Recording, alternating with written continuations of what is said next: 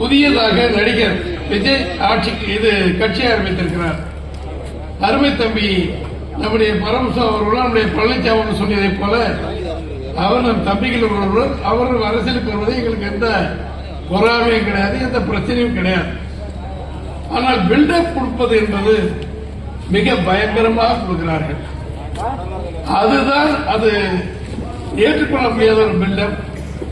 புரட்சித் தலைவர் எம்ஜிஆரோடு இருந்து 72 அவர் படங்களை பார்த்து வளர்ந்து தவறான செய்திகளை யாரும் செய்யக்கூடாது என்று உணர்ந்து இத்தனை விட காலம் வாழ்ந்து கொண்டிருக்கிற அதிமுக தோழர்களை பார்த்து ஊழல் கட்சி, மோசமான கட்சி என்று சொல்லி அதிமுகவை குறை சொல்லி பேசுகிறார் விஜய் என்று சொன்னதற்கு பிறகுதான் 3 தினங்களாக அவருடைய குறைகளை நாங்கள் எல்லாம் சொல்லி வருகிறோம்.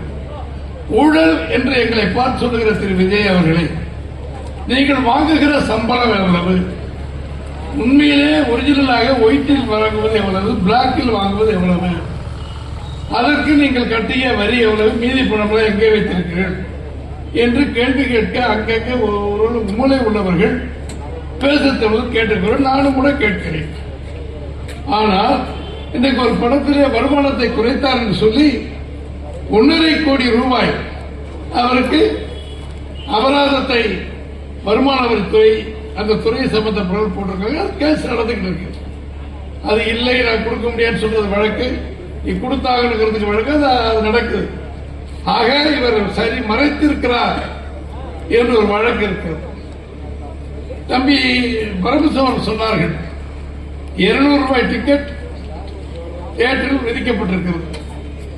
அது 2000 ரூபாய்க்கு விற்கப்படுகிறது. அந்த பட தயாரிகளுக்கு போகிறது.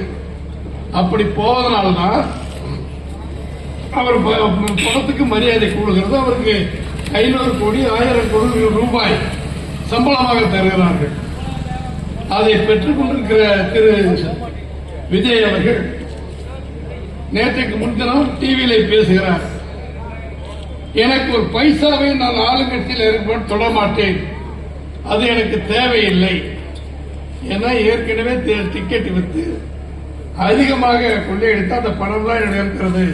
அரசாங்கத்தில் ஒரு பணம் அல்லது வேற வழியில் வர்றது எனக்கு தேவையில்லை என்கிறார். இது நான் வெளியே சொல்ல வேண்டிய அவசியமே இல்லை. எதுக்கு சொல்றீங்க, உங்களை யார் அதை எடுக்கிறீங்கன்னு சொன்னாங்க? யாருமே சொல்லல.